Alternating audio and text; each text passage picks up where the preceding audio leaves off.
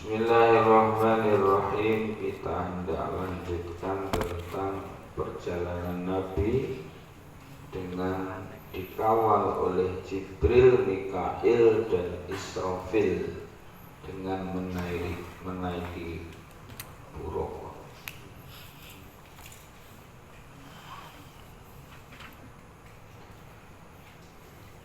Setelah Nabi naik di atas pelana daripada buruk, maka buruk pun melesat di suatu tempat di mana di situ banyak kebun kurma. Jibril perintah kepada Nabi supaya segera turun dan melakukan sholat.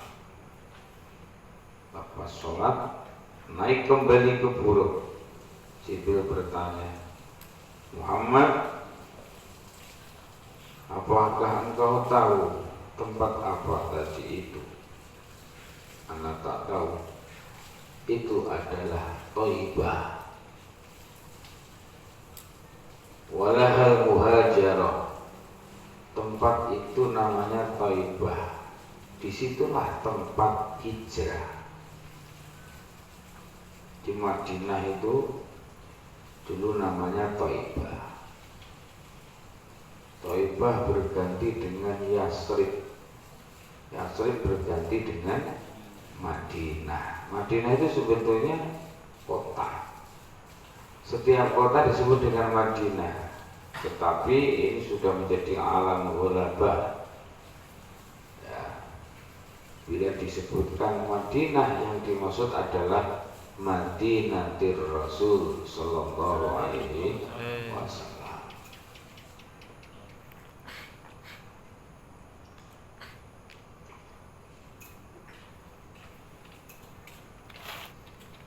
Perjalanan Isra ini kan terjadi setahun sebelum hijrah.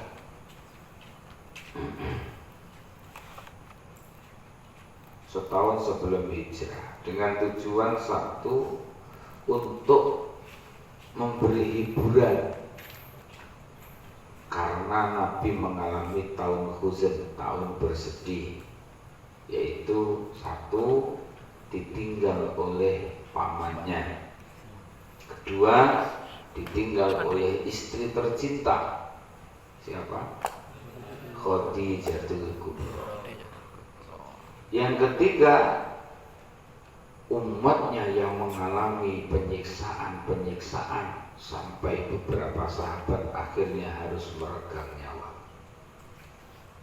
Itulah kenapa diperjalankan Isra, agar mendapatkan hiburan.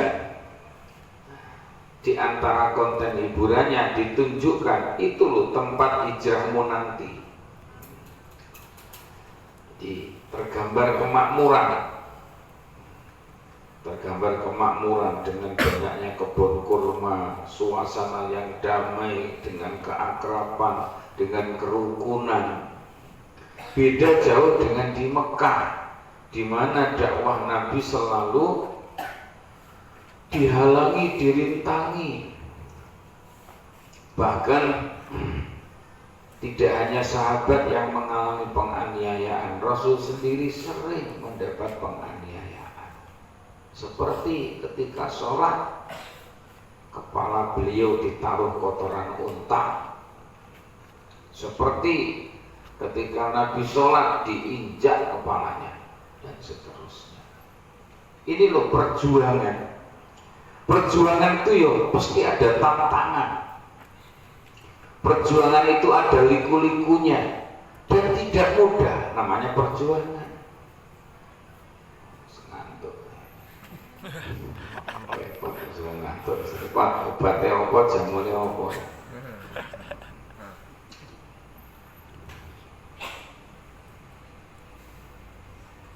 Ya, mulai disik tahan. Perjuangan dikatakan perjuangan karena memang tantangannya berat, tantangannya tidak mudah, rintangannya banyak, dan mesti dengan pengorbanan. Berapa banyak harta dikorbankan berapa banyak pikiran, tenaga dikorbankan, berapa banyak nyawa dikorbankan demi perjuangan Islam. Nabi itu punya istri Khadijah, seorang putri bangsawan, cantik jelita. Nabi menikah umur berapa?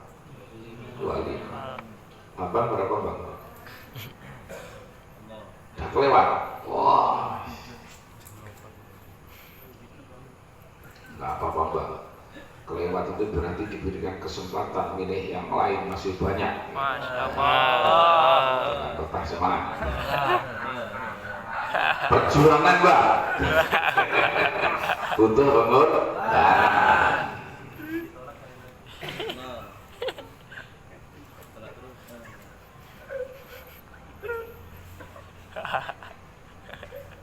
Jadi ditunjukkan supaya pertama ditunjukkan itu lo nanti tempat kamu hijrah kan, jadi senang. Umpamanya sampai ini sudah tergambar, kamu nanti dapat suami, dapat istri, itu di sana tuh punya banyak sawah, punya kebun, sudah ada rumahnya, sampai tinggal nengok-nengok aja lah bos lah, pokoknya senang ya. Anak satu, sawah 10 hektar ya.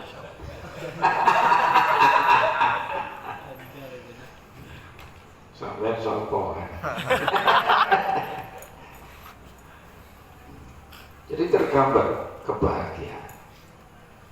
Nabi pun kembali diajak melanjutkan perjalanan, kemudian diperintah turun. Anzil wasolli, turun dan sholatlah. Lepas sholat naik lagi. Jibril bertanya, Muhammad, kau tahu tempat apa kau sholat tadi? Tak tahu. Muhammad, itu namanya Madian. Nah, itu kota Madian. Dan itu pohon Syajaratu Musa, pohon Nabi Musa. Saat dulu Musa dikejar-kejar oleh Fir'aun dan bala tentaranya, dikarenakan Musa telah menampar seorang pemuda yang kemudian mati. Musa lari dari Mesir sampailah ke kota Madian. Ini pohon sejarah ini. Ini sejarah pejuang ini. Jadi kalau kamu dianiaya, dilempari kotoran, diinjak, ya kawanmu banyak yang kayak begitu. Nabi Musa itu melegakan, menjadikan beban yang berat menjadi ringan.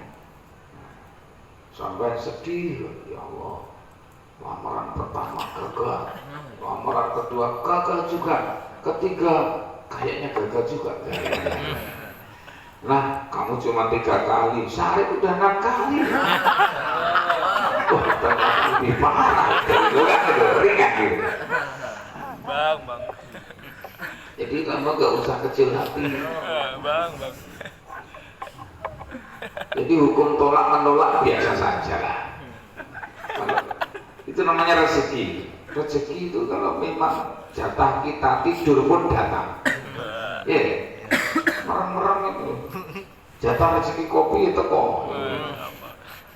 Rezeki. Tapi kalau tidak jatah ditungguin, lewat pula. Karena memang belum rezeki. Jalan lagi menaiki buruk. Nabi diperintahkan turun di suatu tempat. Lalu Nabi diperintah sholat. Itu di perbukitan. Muhammad turun dan engkau sholat. Nabi pun turun dan sholat. Lepas itu segera naik. Dan Jibril pun bertanya, Muhammad, kamu tahu itu tempat apa? Aku tak tahu, Beli. Itu adalah Bukit Tursina, bukit tempat di mana Allah berbicara kepada Nabi Musa alaihi salam. Tempat munajatnya Nabi Musa alaihi salam kepada Allah Subhanahu wa taala yang diabadikan dalam firman-Nya, wa kallamallahu Musa taklima. Dari segi akidah kita juga tidak boleh salah paham. Yang dimaksud dengan wa kallamallahu Musa taklima, Allah benar-benar berbicara kepada Nabi Musa. Itu bukan kemudian Allah memulai berbicara yang sebelumnya enggak berbicara. Itu salah. Kenapa? Kalau awalnya tidak ada kemudian ada, itu berarti hadis baru. Sementara sifat Allah itu qadim, dahulu tak ada permulaannya. Maka yang dimaksud dengan wa kallamallahu Musa takliman adalah ketika itu Allah menyingkat takbir yang menutupi antara Nabi Musa dengan kalamullah. Allah menyingkat takbir tirai yang menghalangi Nabi Musa dengan kalamullah. Jadi kalamullah itu dari sejak azali, sebelum ada apa-apa sudah ada. Itu hanya dibuka saja, sampai umpamanya dibuka itu sampai bisa lihat langit-langit sana itu ada apa. Itu namanya mukasyafah, dibukakan oleh Allah mata hati kita, batin kita, sehingga bisa tembus langsung bisa melihat ke langit, bahkan mungkin ke surga, bahkan mungkin ke neraka. Itu mata hati, bukan mata. Karena bisa jadi nampaknya merenung itu ternyata itu sudah ke surga, ya. Bisa jadi. Tapi kalau orang mukasyafah itu nggak ngantuk biasa.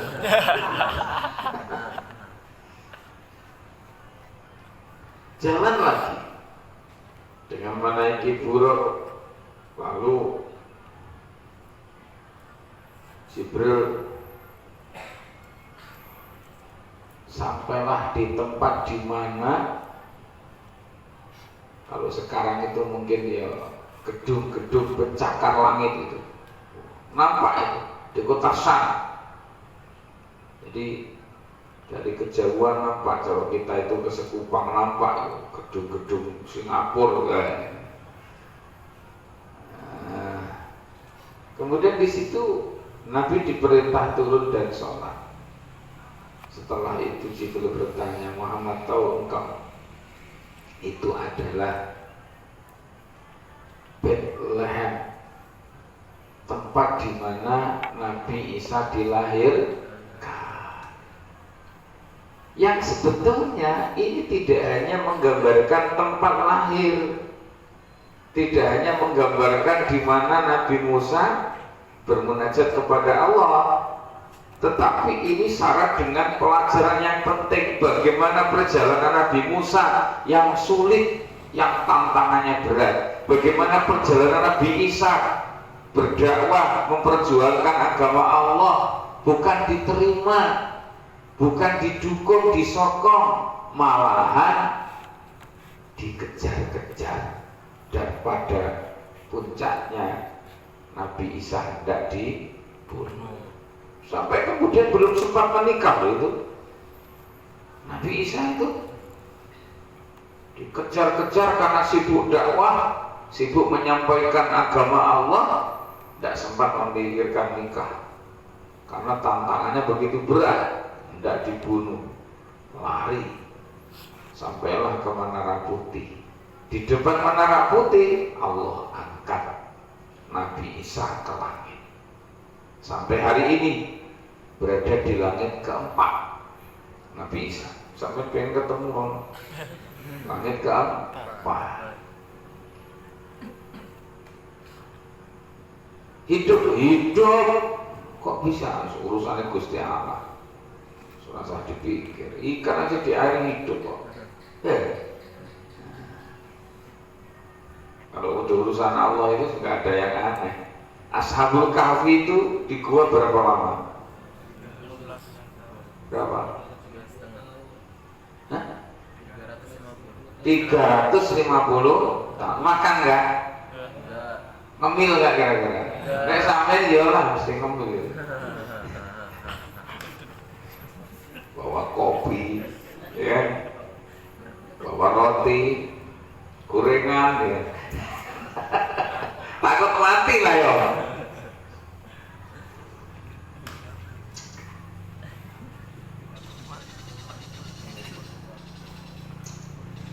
Bagaimana perjuangan Nabi Isa? Berat loh, kayak tadi ceritanya. Oh, ternyata Rasul-Rasul itu mengalami perjuangan yang berat, tantangan yang juga berat, pengorbanan yang juga sangat besar. Oh, banyak kawannya. Oh, berarti tidak masalah, biasa kayak begini.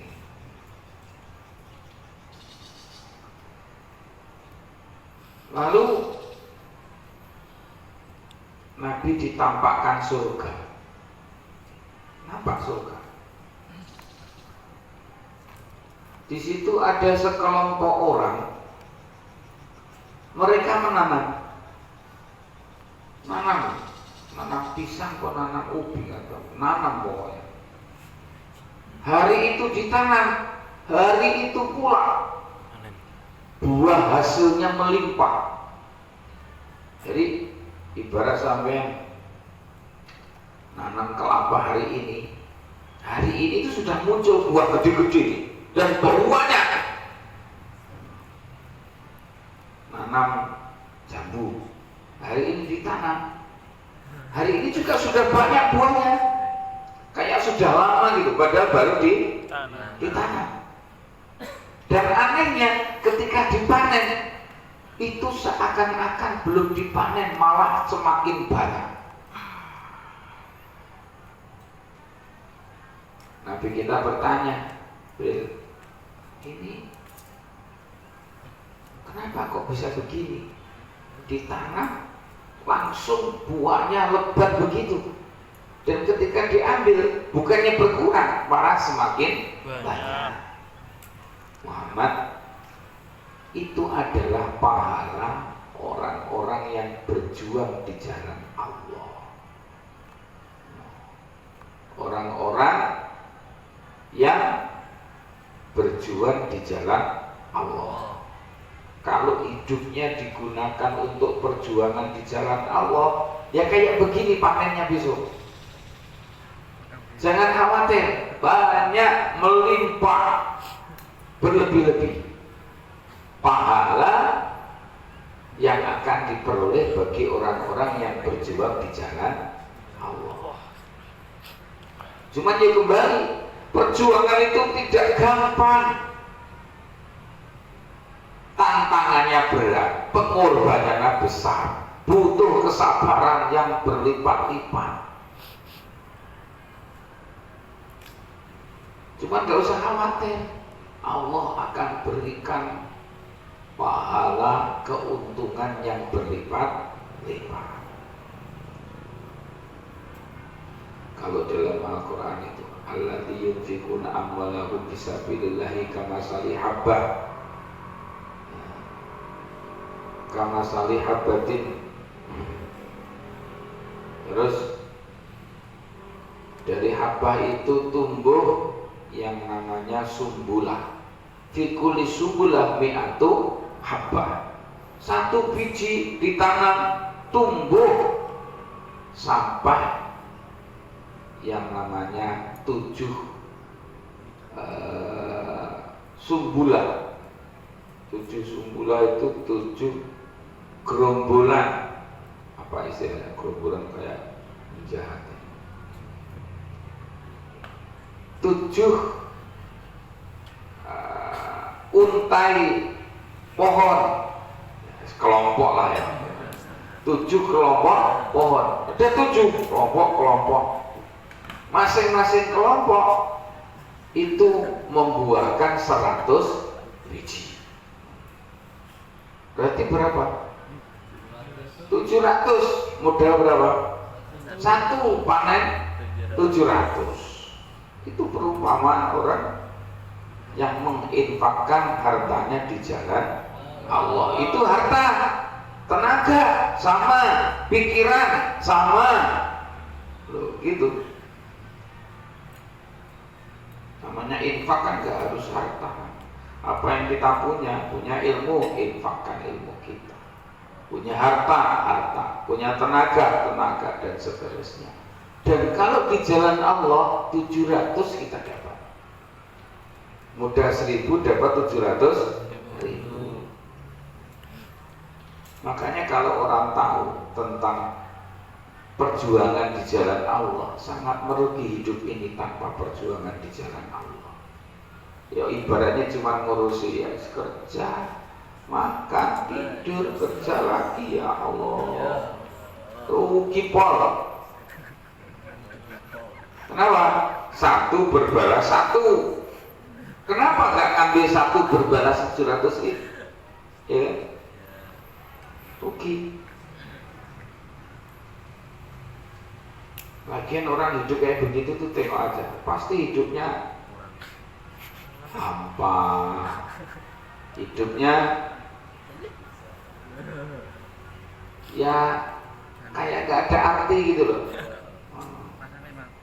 Bingung, galau, apalagi ya nggak merasakan kebahagiaan batin itu, selalu resah, khawatir, gelisah, sedih, macam-macam tuh.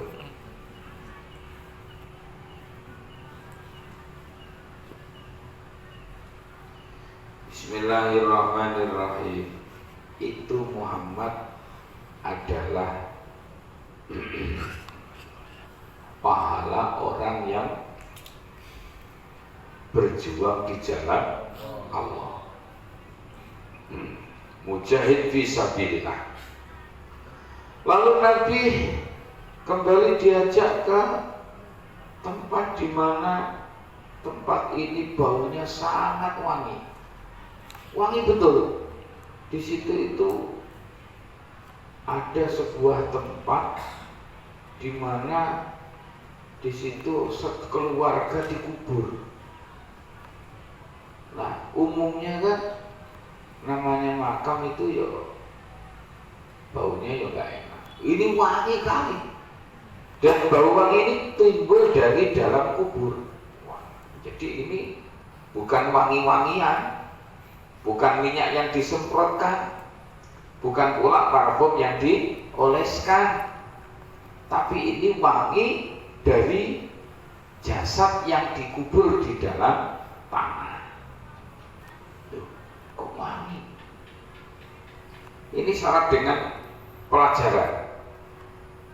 Muhammad, tahukah engkau ini adalah kuburan Masyitatu binti Fir'aun, tukang sisir putri Fir'aun. Loh, kok bisa? Fir'aun kan orang kafir. Ini tukang sisirnya. Betul, memang dia tukang sisirnya. Suatu ketika Masyitoh ini saat menyisir rambut putri Fir'aun, tiba-tiba jatuh sisirnya itu.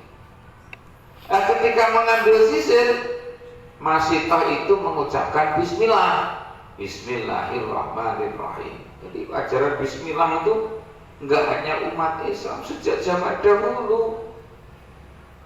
Fir'aun itu kan belakangan aja kan. Nabi Musa, zaman Nabi Musa sudah ada Bismillah. Buktinya siapa? Tukang sisir Fir'aun. Terus lagi dimuat ketika zaman Nabi Sulaiman, juga dengan Bismillah. Ketika Nabi Sulaiman menulis surat kepada Ratu Bilqis, ya, maka ditulis innahu min Sulaiman wa innahu bismillahirrahmanirrahim. Jauh itu.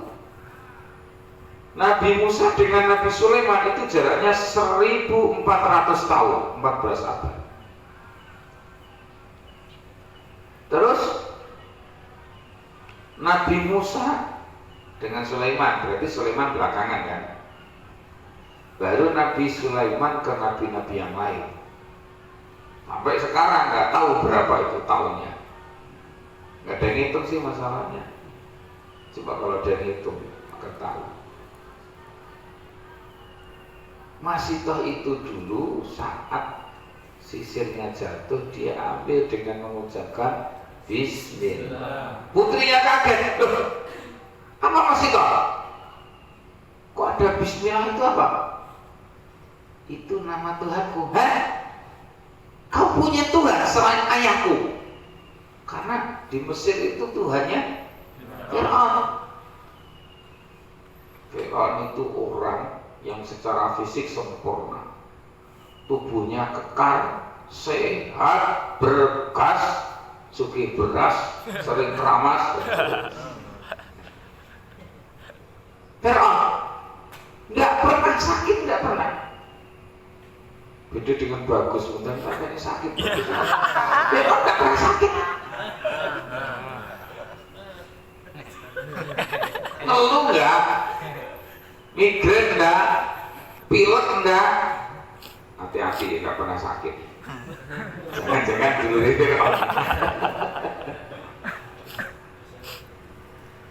Enggak pernah sakit ya. Saking dia merasa sempurna, dia itu mengaku dirinya orang yang kuat dan sampai kemudian memproklamirkan dirinya adalah Tuhan gitu.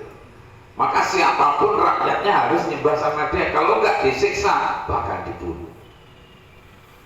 Makanya putri Fir'aun itu marah, kok kamu punya Tuhan? Padahal Tuhan di sini bapakku loh. Awas kamu, aku akan laporkan. Tidak masalah, laporin aja sama bapakmu.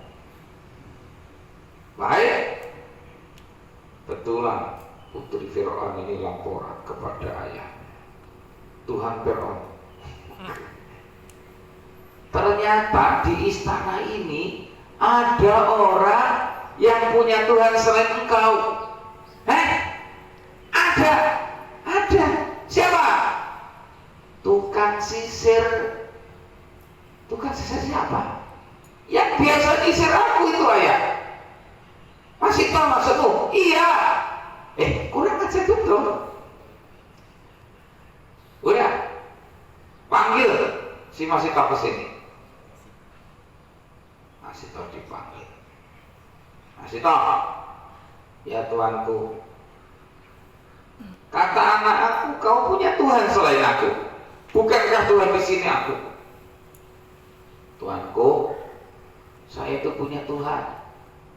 Dan Tuhanku adalah yang menciptakan aku, bukan engkau. Kau bilang apa? Hah?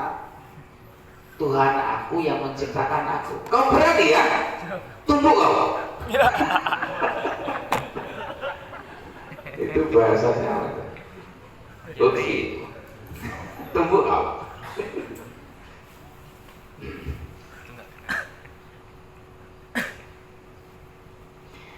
Nah, masih tahu?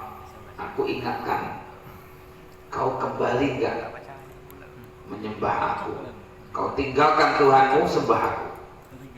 Kata Masito, tidak Tuhan. Aku punya Tuhan dan Tuhanku adalah yang menciptakan aku. Dan aku tak mau menyembahmu karena kamu bukan Tuhan. Kau menentang ya? Tidak. Memang Tuhan aku dan Tuhan engkau Allah. Baik, kau rupanya menguji kesabaranku. Prajurit, ambil kuali besar, nyalakan api sebesar-besarnya. Bagus dan Seirah kemudian turun. Pinjam kompor, bertemu dua. Api dinyalakan, kuali besar dipasang, tuang minyak mendidih, obrok.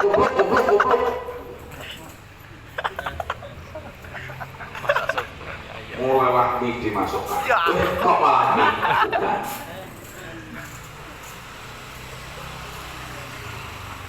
Nah, ini kayaknya ceritanya sambung.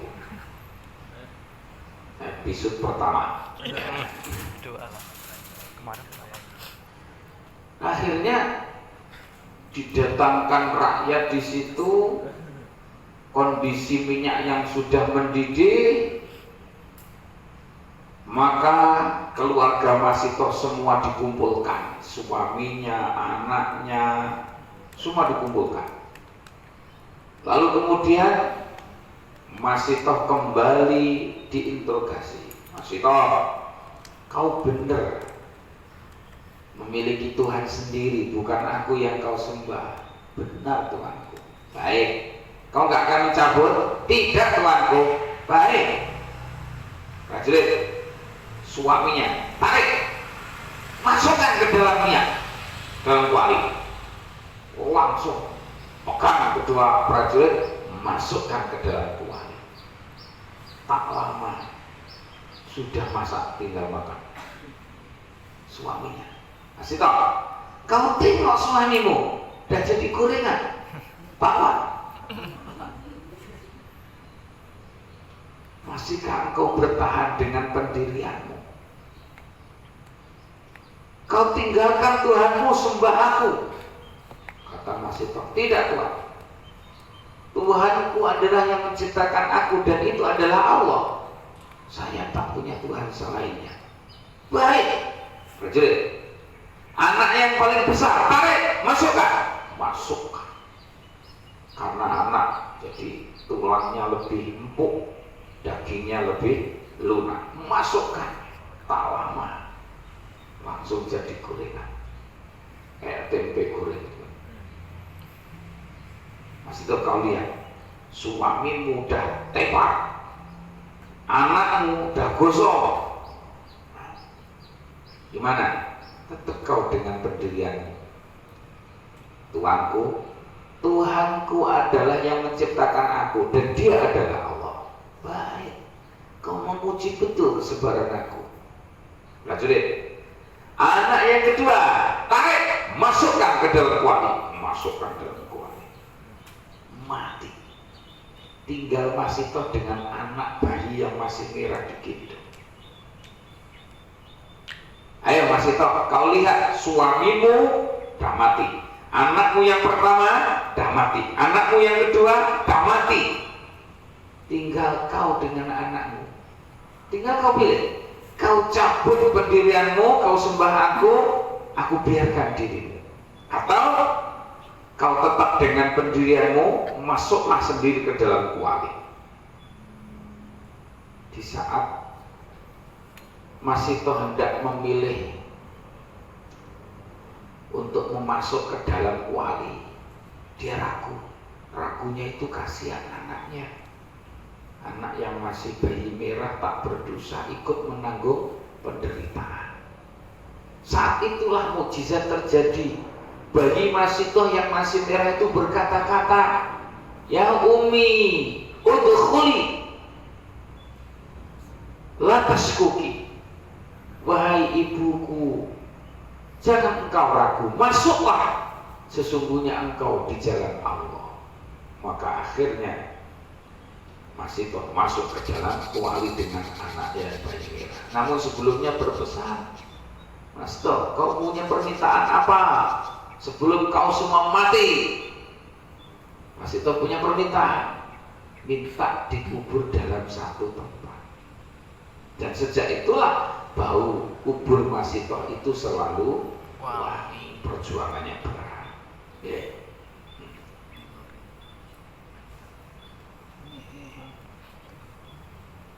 Wallahu a'lam bishawab.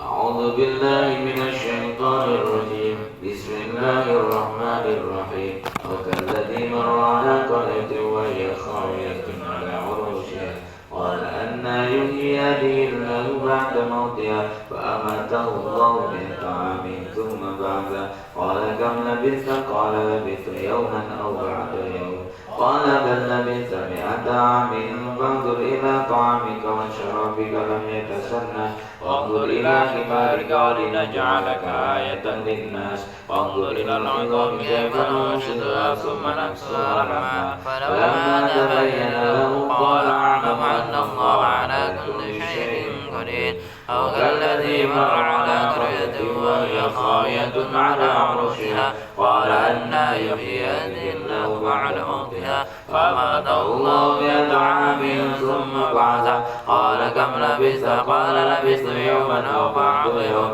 قال بل لبثت 100 عام فانظر إلى طعامك وشرابك لم يتسنه وانظر إلى حمارك ولنجعلك آية للناس وانظر إلى نظام كيف نرشدها ثم نكسوها فلما تبين له قال أعلم أن الله على كل شيء قدير أو كالذي مر على قرية وهي خاوية على عروشها قال أنى يحيي هذه الله بعد موتها فأماته الله 100 عام ثم بعثه قال كم لبثت قال لبثت يوما أو بعض يوم قال بل لبثت 100 عام فانظر إلى طعامك وشرابك لم يتسنه وانظر إلى حمارك ولنجعلك آية للناس وانظر إلى العظام كيف ننشدها ثم نكسوها لحما فلما تبين له قال أعلم أن الله على كل شيء قدير أو كالذي مر على قرية وهي خاوية على عروشها قال أنى يحيي هذه الله بعد موتها فأماته الله 100 عام ثم بعثه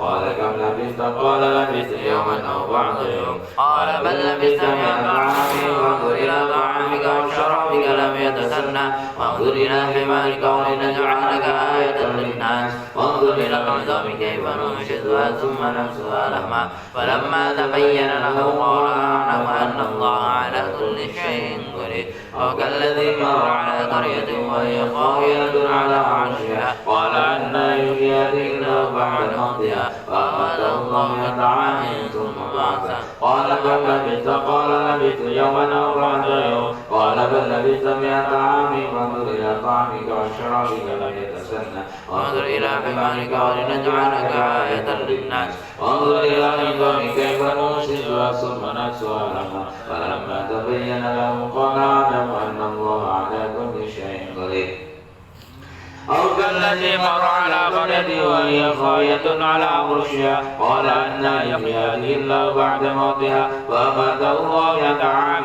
ثم بعثه قال كم لبثت قال لبثت يوما أو بعض يوم قال بل لبثت 100 عام فانظر إلى طعامك وشرابك لم يتسنه وانظر إلى حمارك ولنجعلك آية للناس وانظر إلى العظام كيف ننشدها ثم نكسوها لحما فلما تبين له قال أعلم أن الله على كل شيء قدير أو كالذي مر على قرية وهي خاوية على عروشها قال أنى يحيي هذه الله بعد موتها فأماته الله 100 عام ثم بعثه قال بل لبثت 100 عام فانظر إلى طعامك وشرابك لم يتسنه وانظر إلى حمارك ولنجعلك آية للناس وانظر إلى العظام كيف ننشدها ثم نكسوها لحما فلما تبين له قال أعلم أن الله على كل شيء قدير أو كالذي مر على قرية وهي خاوية على عروشها قال أنى يحيي هذه الله بعد موتها فأماته الله 100 عام ثم بعثه قال كم لبثت قال لبثت يوما أو بعض يوم قال بل لبثت 100 عام وانظر إلى طعامك وشرابك لم يتسنه وانظر إلى حمارك ولنجعلك آية للناس وانظر إلى العظام كيف ننشدها ثم نكسوها لحما فلما تبين له قال أعلم أن الله على كل شيء قدير لم يزدني خلق طه مطلقا أبدا وما تنسى أبا أسلم في مدى زماني منه دواب فلم تهرب وما وقعت ذبابة أبدا في جسمه الحسن بخلفه كأمام رؤية ثبتت ولا يرى أثر بول منه في علاني وقلبه لم ينم والعين قال نعست ولا يرى بالله في شمس ذو فطان كثره قال على قوما إذا جلسوا عند ولادة سبيل بمختتن هذه الخصائص فأن تكون أمينة من شر نار وشرك ومن محن Subhanakallahumma wa bihamdika asyhadu an la ilaha illa anta astaghfiruka wa atubu ilaik. Assalamualaikum warahmatullahi wabarakatuh. Waalaikumsalam warahmatullahi wabarakatuh.